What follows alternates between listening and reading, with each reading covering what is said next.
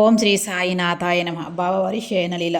మొట్టమొదట బాబా హిచ్చట పండుకొనుచుండెను. ఎట్లు పండుకొనుచుండెనో చూసేదము. ఒకసారి నానాసాహెబ్ డెంగాలే సుమారు 4 మూరు పొడవుల ఒక జానెడు వెడల్పు గల ఒక కర్ర బల్లను బాబా పడకనని తెచ్చాను. ఆ బల్లను నేలపై వేసుకుని పండుకొనుటకు మారుగా బాబా దానిని మసీదు యొక్క దూలముకు ఉయ్యాల వలె వేలాడుగునట్లు చినిగిన పాతగుడ్డ పీకలతో కట్టి దానిపైన పండుకొను మొదలాడిన. గుడ్డ పిలకలు పలుచినవి, ఏ మాత్రము బలమైనవి కావు. అవి ఆ కొయ్య బల్ల యొక్క బరువును మొయ్యటే గాగనము.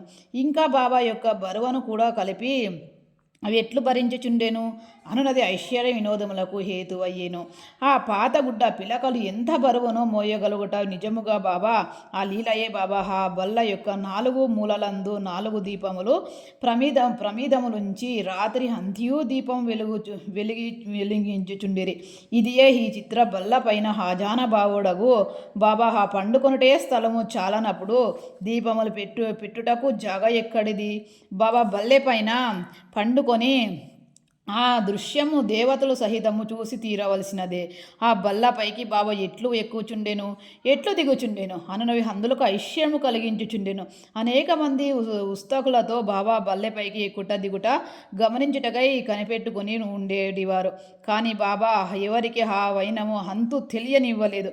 అది వింత చూచుటకు జనులు గుంపులుగా గుమిగూడుచుండుటచే బాబా విసుగు చెంది ఒకనాడు ఆ బల్లెను విరిచి పరివైచి అష్టసిద్ధులు బాబా ఆధీనములో బాబా వాని అపేక్షించలేదు. వాని కొరకు ఏ అభ్యాసము చేయలేదు. వారు పరిపూర్ణులు గనక సహజముగానే అవి వారికి సిద్ధించెను. ఓం శ్రీ సాయినాథార్పణమస్సు. శుభమో భవతు. ధన్యవాదములు.